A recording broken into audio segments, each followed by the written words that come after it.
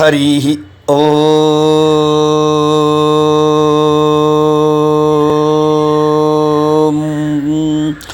वसुदेवसुतं देवं कंसचाणूरमर्दनं देवकी परमानंदं कृष्णं वंदे जगद्गुरुम्।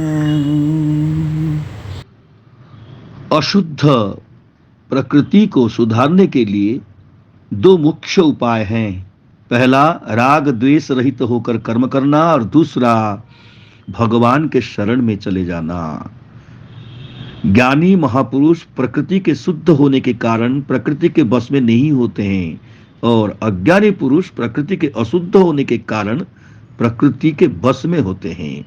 जिसकी बुद्धि में सांसारिक भोग और संग्रह का वासना है और उसका महत्व है, ऐसा मनुष्य कितना भी विद्वान क्यों न हो, उसका पतन अवश्यभावी है। परंतु जिसकी बुद्धि में जड़ता का महत्व नहीं है और भगवत प्राप्ति ही जिसका उद्देश्य है, ऐसा मनुष्य विद्वान न हो सके, न भी हो तो भी उसका उत्थान अवश्यंभावी है। कारण कि जिसका उद्देश्य भोग और संग्रह न होकर केवल परमात्मा को प्राप्त करना ही है, उसके समस्त भाव विचार कर्म आदि उसकी उन्नति में सहायक हो जाते हैं। अतः साधक को सर्वप्रथम परमात्मा प्राप्ति के उद्देश्य से बना लेना चाहिए। फिर उस उद्देश्य की सिद्धि के लिए राग द्वेष रहित होकर कर्तव्य कर्म करने चाहिए।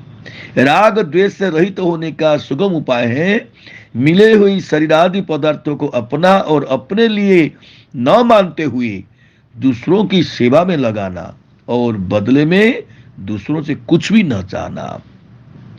प्रकृति के बस में न होने के लिए साधक को चाहिए कि वह किसी आदर्श को सामने रखकर कर्तव्य कर्म करे। आदर्श दो होते हैं, तथा भगवान का मत या सिद्धांत और श्रेष्ठ महापुरुषों की आचरण। आदर्श के सामने रखकर कर्म करने वाले मनुष्य की प्रकृति शुद्ध हो जाती है और नित्य प्राप्त परमात्मा का अनुभव हो जाता है। इसके विपरीत आदर्श को सामने न रखकर कर्म करने वाला मनुष्य राग द्वेष पूर्वक ही सब कर्म करता है, जिससे राग द्वेष पुष्ट हो जाता है और उसका पतन हो जाता है। हरिओम तत्सत। जय श्री कृष्ण।